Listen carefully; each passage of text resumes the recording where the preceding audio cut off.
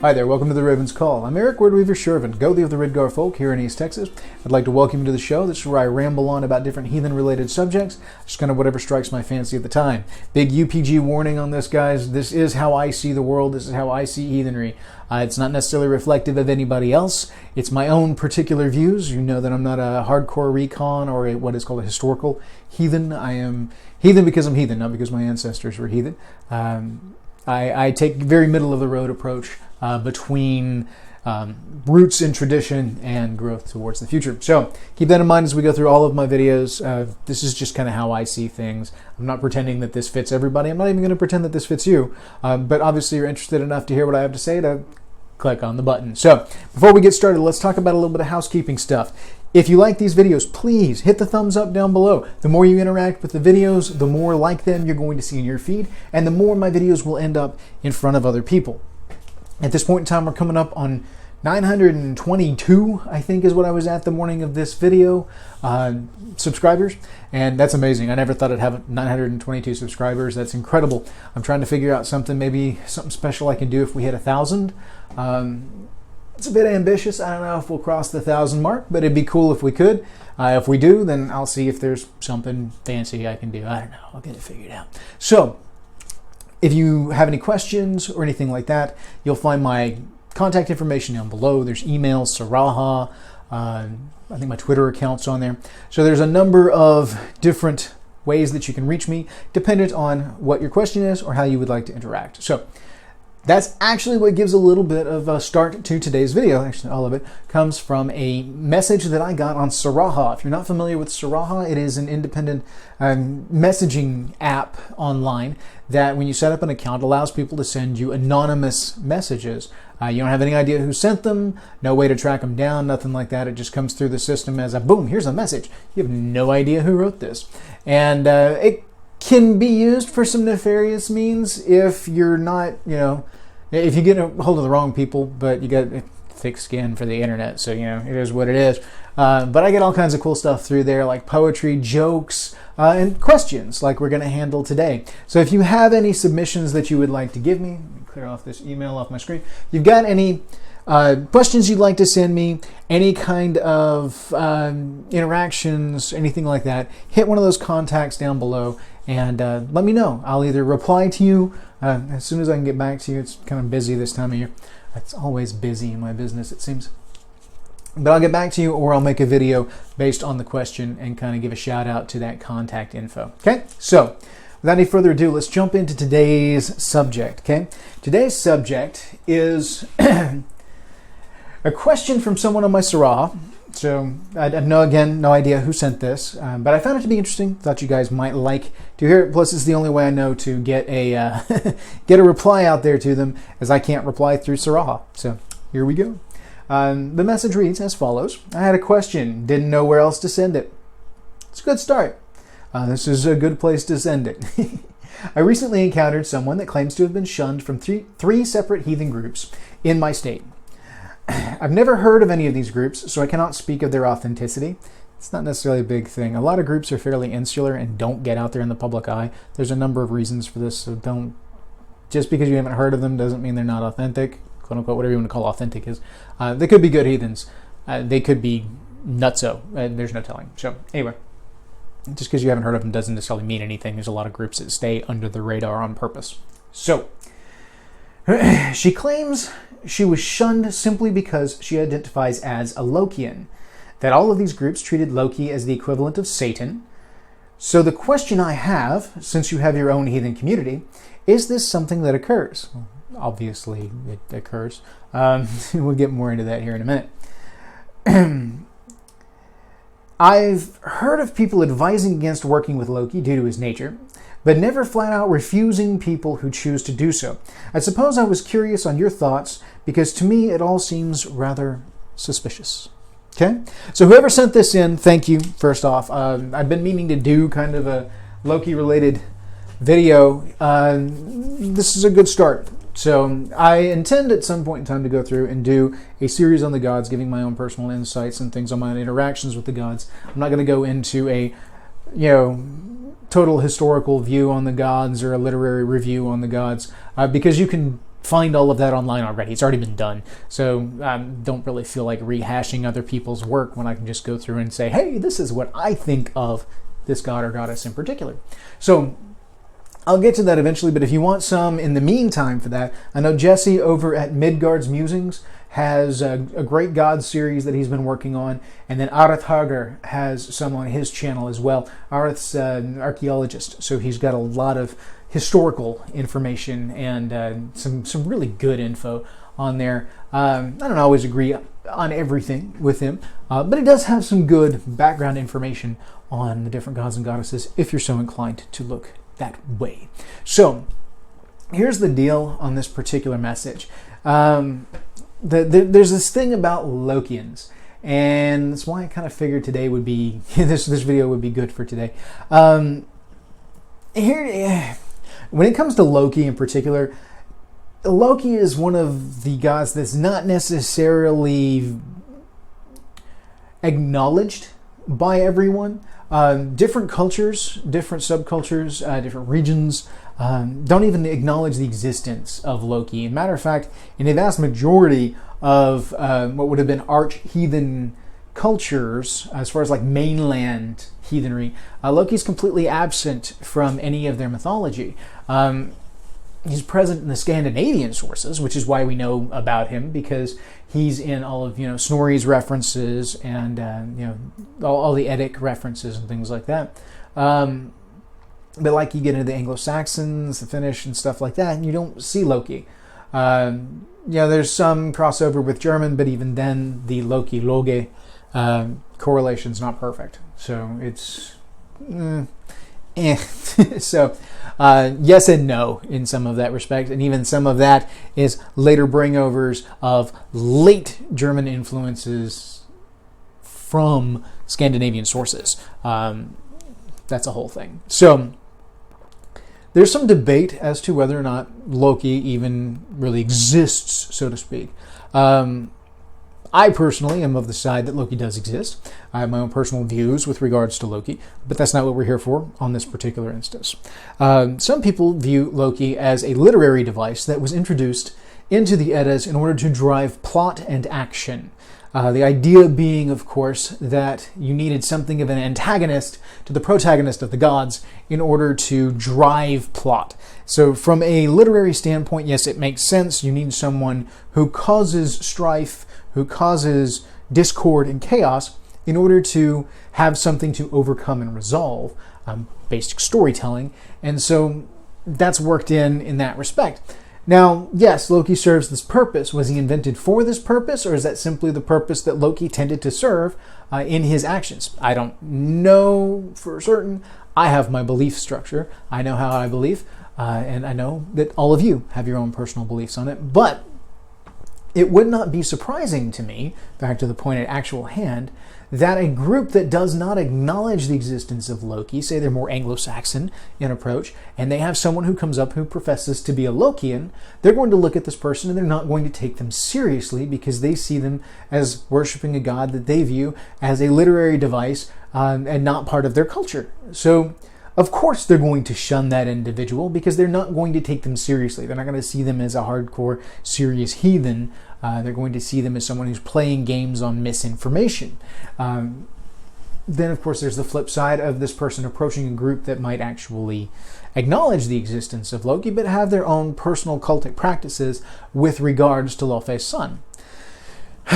So, all of that kind of setting the stage. Yes, you will run into instances where people are shunned based on the identifier of Lokean. Let's explore further. Okay, so first off, you've got the whether or not they even take them seriously.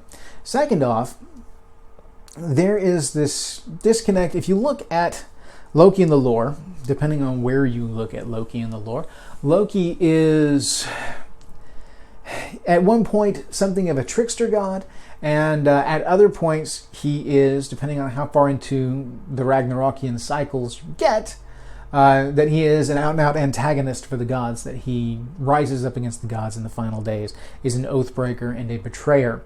If you look at the lore, it's actually a little bit of give and take on both sides. There comes a point with Loki's antics that the gods are finally like, I've had enough.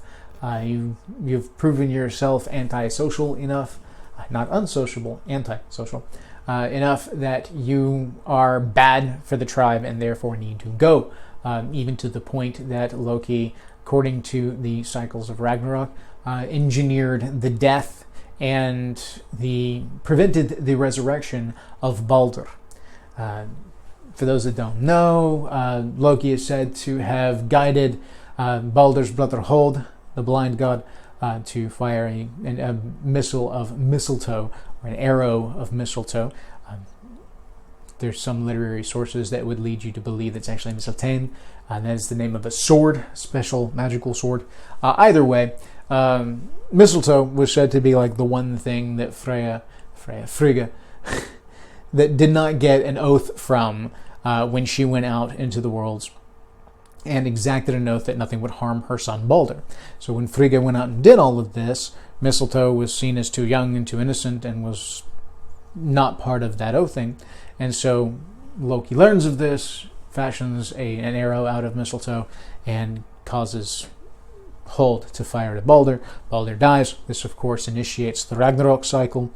And then when Odin sends emissaries to try and beseech Hel to release Balder back to the living, it's said that, if everything in existence weeps for Balder, then yes, he could return. And of course, Loki, in the guise of an old woman, refuses to weep, thusly sealing Balder's fate and preventing his return and ensuring the coming of Ragnarok, which then, of course, causes Loki to be cast out of society and is made outlaw from the tribe. Okay, there's a key point there. All right, depending on your support of the Ragnarok cycle, Loki is made officially an outlaw from the tribe, and therefore he becomes an enemy to the tribe. So here's the deal. When you're dealing with the Lokeans, in that respect, if you have someone, let's say we get past the whole bit of whether or not they believe in him. Say you've got a tribe that does acknowledge the existence of Loki, a more Scandinavian approach, and so they acknowledge that Loki exists, and they see this person coming up who claims to be a follower of Loki, primarily. Again, you can look at my patron deities video to see my view on patron deities, but for lack of a better term, if they've chosen Loki as their patron, this person chooses to follow Loki and emulate Loki in their daily actions. Well, what this tribe sees coming to their door is an individual who is vocally saying, hey, I back up and worship the entity that was cast out of the tribe of gods that you worship and revere and was made outlaw. He is my God, and I want to join into your society.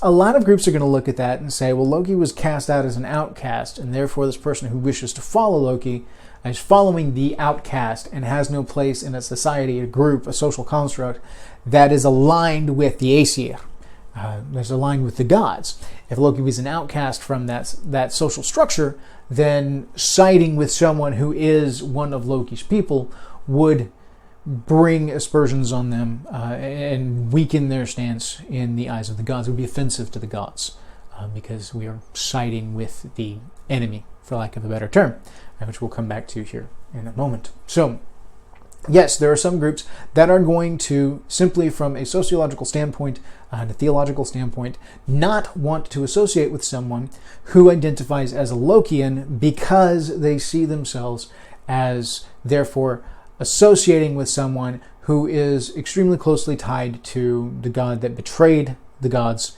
and was cast out of society. So it's kind of like if somebody came up and was best friends with someone who, bullied you as a child and became your sworn enemy, used to slash your tires when you're in college, things like that. Some vile person that you don't want to interact with suddenly comes up and wants to chum up to you. You're going to be suspicious, and you're not necessarily going to want them in your life, because the way weird works, we bleed over with those that we spend more time with. Those that we choose to ally ourselves with speaks heavily about our character. And so certain groups, keep in mind this is not all groups, certain groups are going to shun people that choose to ally with Loki because of this particular phenomenon. Okay? This all operates under the assumption that the group, 1, acknowledges Loki, and 2, acknowledges enough of the Ragnarok cycle to see Loki's betrayal and to hold that in regards to how the gods view Loki. Okay? So, that's another avenue of why someone might be cast out or shunned by a social construct because of their identification as Lokean. Okay? Let's look at a third reason why somebody might be shunned by a group because of their identification as a Lokean. Okay? The first time we had somebody who was not taken seriously because the group didn't acknowledge Loki even exists. The second time is because the group sees Loki as an outcast of the gods and therefore is not going to tie themselves to someone who is tied to an outlaw of their gods. Now, reason number 3 is a little bit more on the personality side of things. Okay, we're going to delve a little bit into the psychology element. A lot of times when people claim themselves to be like an Odinsman or a Heimdallsman or a Tyrsman, a Thorsman, a Freyswoman, something like that, what you've got is an individual who sees, and again, look at my patron deities video for more detail, they see an element of themselves in that god or goddess and identify heavily with them. They feel a pull to that because it is the familiar, and the familiar pulls to the familiar. Because you have more in common, you're going to be drawn to that particular deity, and you are going to want to emulate them in sort of an archetypal factor. Not to say that the gods and goddesses are archetypes. I do not go in that route. I believe they're very much real, but it does play something of an archetypal role in a person's personality development when they tie themselves to one specific god or goddess above the others. So, a person who chooses to be a Lokean, again, this is not universal. This does not globalize. Things don't always globalize, okay? Now, statistically speaking, there is a high propensity for this, but it does not mean it globalizes, okay? Lokeans tend to be drawn to Loki the outcast because they themselves feel like outcasts from society, that lone wolf kind of mentality.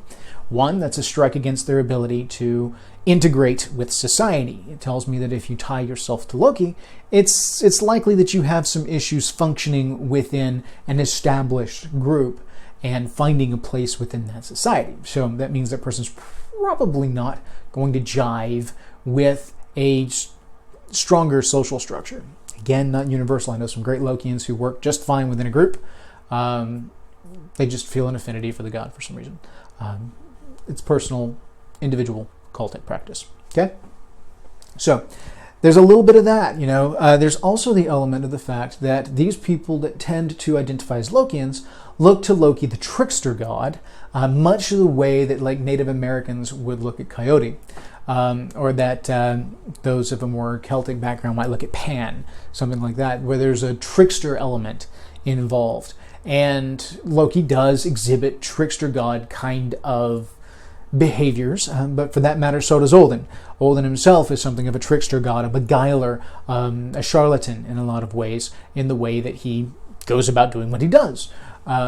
It's one of those that's it's viewed differently from a heathen worldview than it would be from a westernized worldview, because the responsibility isn't to society as a whole. The responsibility is to the Innengard. So you do not owe truthfulness and honesty to those outside of the group, if not doing so would benefit the group as a whole in its strength. If you look to the story of Odin and the taking of the mead of poetry, all of that is Odin beguiling and tricking his way along to steal the mead and bring it back. I mean, the whole thing, if this was done to someone within the tribe, then it would be a severe slight against the tribe and therefore a vile and dastardly thing to do, which is what Loki does. Odin does it to outsiders for the most part.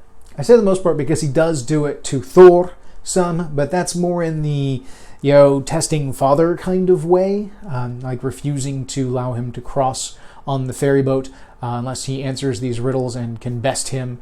Of course, that particular poem is meant to lay a lot of groundwork for like skalds, a lot of terminology, alliteration, things like that. So there's a lot of really good information in those didactic poems.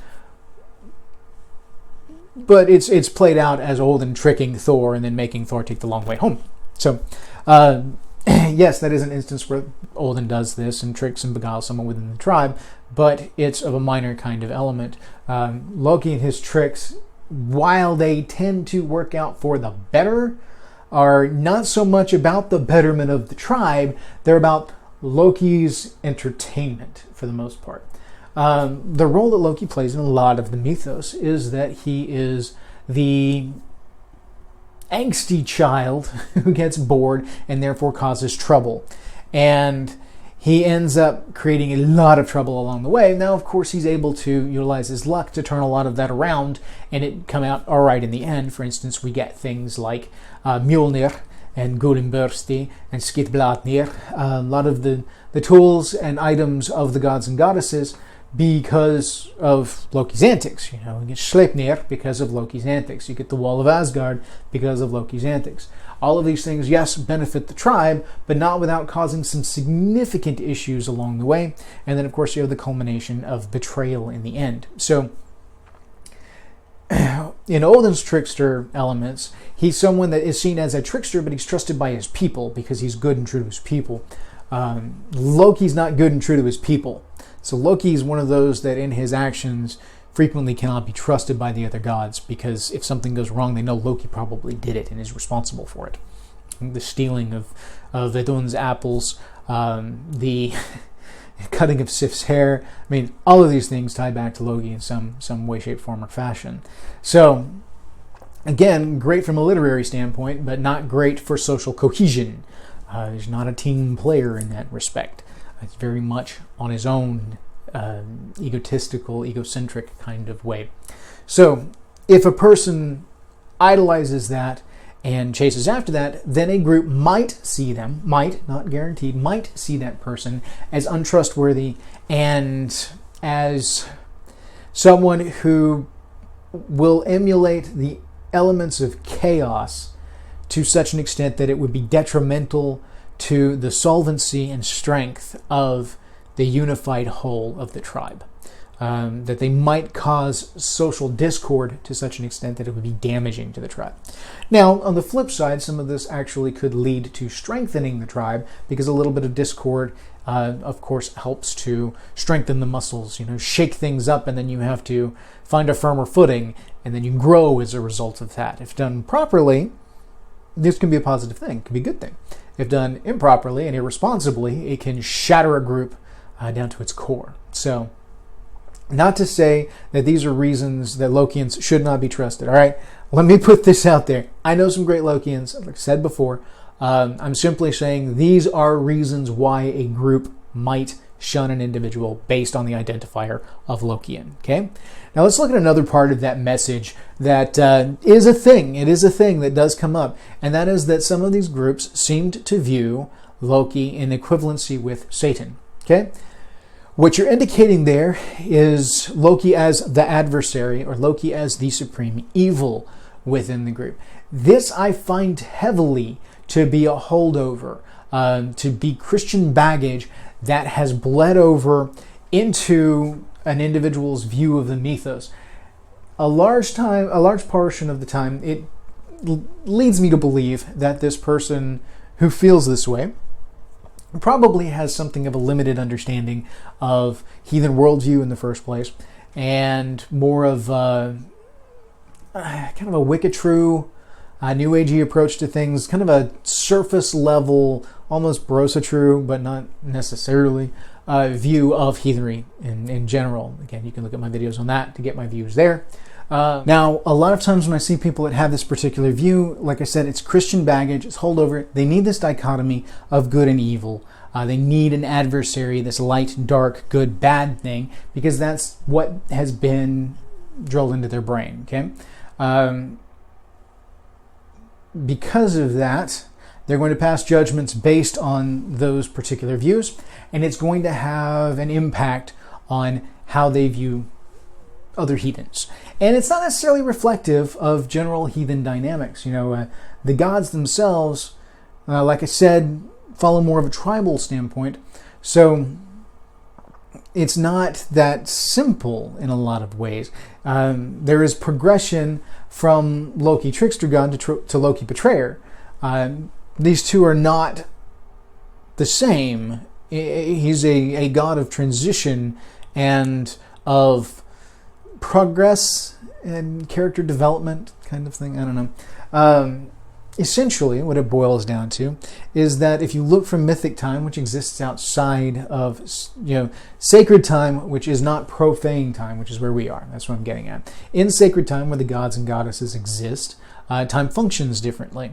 So an individual here in the mortal realm, in profane world, Midgard, can look to the gods and see the gods all throughout the mythic time periods, and they all be true because they all coexist, because they don't follow the same linear path that our perception of time in this world does. So when you look to the gods, you could see Odin before he sacrifices his eye, or you can look to Odin after he sacrifices his eye.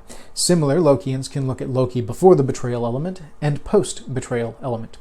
So I'm not trying to pass judgment on Lokeans, okay? Like I said before a couple of times, know some great Lokeans. It's an interesting thing to watch play out, and I think that it's going to be something that's just part of society, that's going to be a product of social interactions, that this is going to arise. And that's not necessarily a bad thing in a lot of ways. Shake things up, make people think outside the box. There's some really good things that come out of that, kind of adversarial mindset and things like that.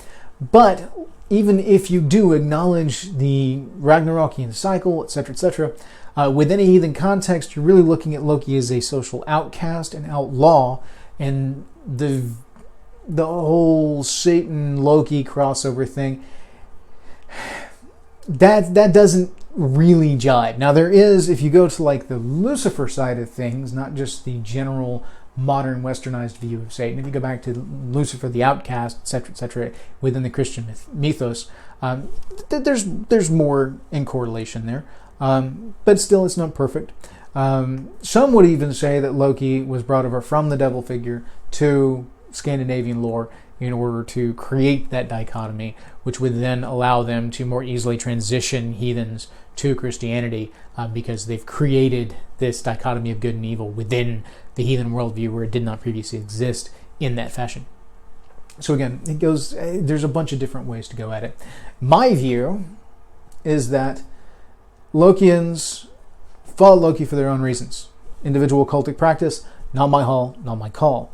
I'm going to judge somebody by the actions that they bring forward. If somebody comes up to me and says they're a Lokean, that does not necessarily mean I'm going to cast them out. That doesn't mean I'm going to ignore them or shun them in any way, shape, form, or fashion. What I'm going to do is I'm going to look to their behaviors, and then I'm going to judge them there. We are our deeds. That's what I'm going to do. I'm going to judge you as a person, not by which of the gods to whom you adhere. Now, that being said, you are going to find, because of that whole Loki betrayer element and the baleful influences that can come from working with Loki, that a lot of tribes, even though they may acknowledge and accept that a person is a Lokean, may have cultic practice rules that does not allow for honoring of Loki within their tribal rituals. That's a very real thing, and you will find that to be a very common thing. A lot of Lokeans acknowledge that because of the outcast element of Loki, that he's not welcome at a lot of the festivals and things they go to, so they're not welcome to praise Loki in Sumbul or to call his name during Blot, things like that. That is entirely up to the hosting tribe. It is their call, it is their cultic practice, and it needs to be respected. If you know that this is a group that does not jive with Loki, and you are a Loki and you're a Loki follower, and you cannot do a ritual without hailing Loki, then don't go there and disrespect the people by breaking their tribal rules and hailing Loki in ritual, trying to cause chaos and things like that. Just abstain from that particular one and find another place that you do fit, because there will be one. There's places for everybody. You just got to find it and figure it out. So this is all kind of rambling and roundabout because I've had a lot of interruptions in this particular video. I apologize for that, guys. This is just kind of one of those things. I film at work, and sometimes I have to stop and work, which has happened about 5 times during the course of this particular video. But I hope this has somewhat answered the question without being too judgmental. I want to make it clear that I understand why individuals might shun a Lokean from their group, but not that it's not universal, first off. Not everybody does that. Not everybody shuns them simply because they're Lokeans. Not everybody views Loki as this Satan figure. Matter of fact, most well-developed heathens I find don't. They have a more nuanced understanding. They may still not welcome him within their tribal practices, but they have more developed reasons for that than simply Christian baggage of he is the devil kind of thing. And then, of course, I know a lot of groups that don't even acknowledge that Loki exists because he's not part of their mythos, he's not part of their cultural identity. And so it walks the gamut. You know, you've got all sorts of different things. It's not a simple question, which is why I wanted to do a video on it where I could ramble a bit, because trying to put this down on paper in a simple format would have been exceedingly difficult. It doesn't necessarily, this is something I have to be able to bounce back and forth on. And I hope by the time all this is said and done, and by the time you reach this point in the video, that I was able to turn it into something even remotely cohesive. Otherwise, I may have to go back, scrap the whole thing, and reshoot it. And I would hate that. So, thank you guys for watching. I hope this answered the question some. Whoever you are out there that left me the message, feel free to message me again. Let me know if that helped some, if that gave you some insight. I don't shun Lokeans simply because they are Lokeans. I judge people by their behaviors and their actions. So that's my take. I know other people are going to operate differently. Not my hall, not my call. Individual cultic practice. Huge, huge thing. Especially when coming from a hashtag grassroots heathenry kind of approach. So, that being said, if you guys have any questions, if you liked this kind of viewer request type thing, hit me up down below. You can email me, you can hit me on Saraha, you can hit me on Twitter, Facebook, whatever.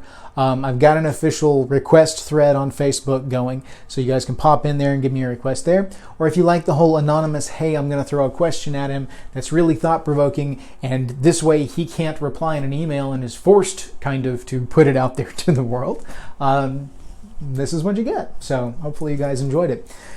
With that, I'm going to go ahead and sign off, guys. Thank you for watching. Hit me up down below. Check it out. It doesn't have to be your request. You can send anything to the Saraha. It can be silly. It can be fun. Can be whatever. Doesn't matter.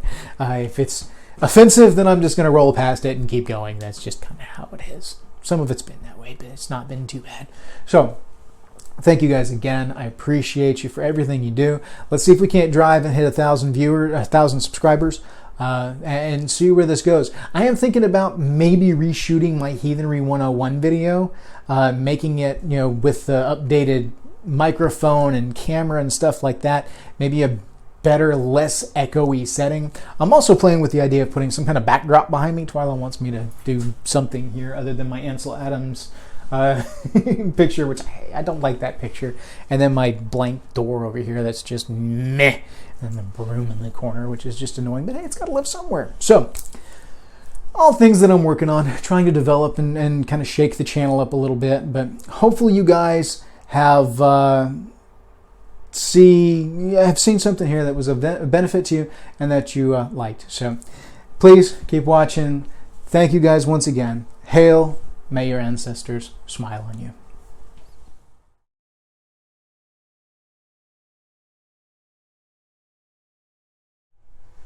Shut up. Alright.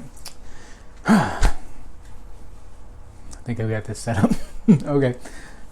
Let's see if we can't do us a little little video here. Okay. We're going to talk about the Saraha question.